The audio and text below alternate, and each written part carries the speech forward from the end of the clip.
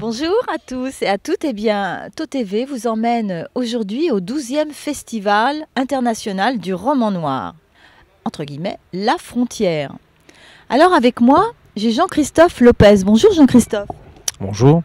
Alors Jean-Christophe, vous êtes éditeur, votre maison d'édition s'appelle Six Pieds Sous Terre et vous êtes à Montpellier, c'est exact? Tout est bon pour l'instant. Super. Depuis combien de temps vous êtes éditeur? Nous sommes éditeurs depuis une bonne dizaine d'années. On a démarré en 96.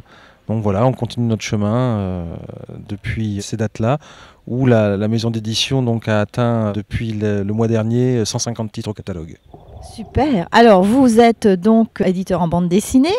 Vous allez proposer un atelier à des jeunes. Alors, les jeunes de quel âge et pourquoi proposez-vous cet atelier? Et le faites-vous depuis ces 10 ans? C'est-à-dire, vous êtes depuis 10 ans sur le festival, il me semble. Oui, alors nous sommes sur le festival, le FIRN, donc Festival de Frontignan, depuis 10 ans, où nous proposons un plateau bande dessinée, en rapport toujours avec la thématique. Cette année, la thématique étant la frontière. Ça fait 2 ans à peu près que nous faisons des ateliers de bande dessinée. Et pour la première fois cette année, Frontignan s'est jumelé avec Ballaruc-les-Bains pour proposer un atelier de bande dessinée, en partenariat avec la ville. Et nous allons avoir des enfants entre 8 et 14 ans.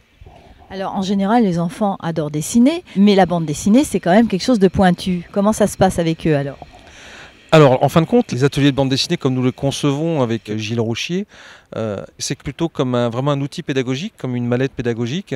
L'idée, en fin de compte, c'est que quand ces enfants viennent, on arrive à réaliser un exercice qui est de réaliser une planche en bande dessinée. C'est effectivement des jeunes qui n'ont jamais ou travaillé le dessin ou travaillé la bande dessinée, ils ne connaissent pas. C'est un univers un petit peu qu'ils ont lu, mais qui ne connaissent pas les codes.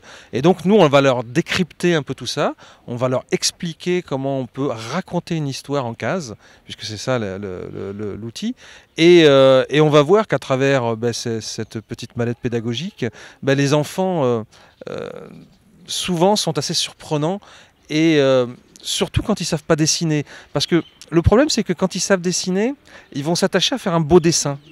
Et ils vont rien raconter, ils vont pas raconter leur histoire, ils vont faire des beaux dessins. Alors à l'inverse, si l'enfant n'a jamais dessiné ou n'a jamais pris un crayon ou autre, là il va s'attacher à raconter son histoire et d'un seul coup ça va être cohérent. Et c'est tout ce mécanisme qu'on essaye de leur apprendre, de leur appréhender. Et moi je leur dis toujours en démarrant nos ateliers, surtout si vous ne savez pas dessiner, vous m'intéressez. Alors, mais ça pourrait être fait pour les adultes aussi, ce genre d'atelier, dites donc, parce que je pense que ça développe bien l'imagination. Et est-ce que quand on grandit, on n'oublie pas nos rêves?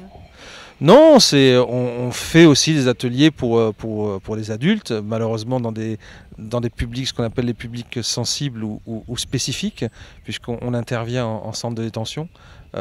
Et donc effectivement, on est aussi très étonné, d'abord par la culture des gens, la culture de l'image, la culture de l'écrit, et on s'aperçoit que tout un chacun arrive à pouvoir écrire son histoire et à la mettre en image en fin de compte. Voilà. Merci beaucoup à vous, Jean-Christophe Lopez. Merci beaucoup, à bientôt.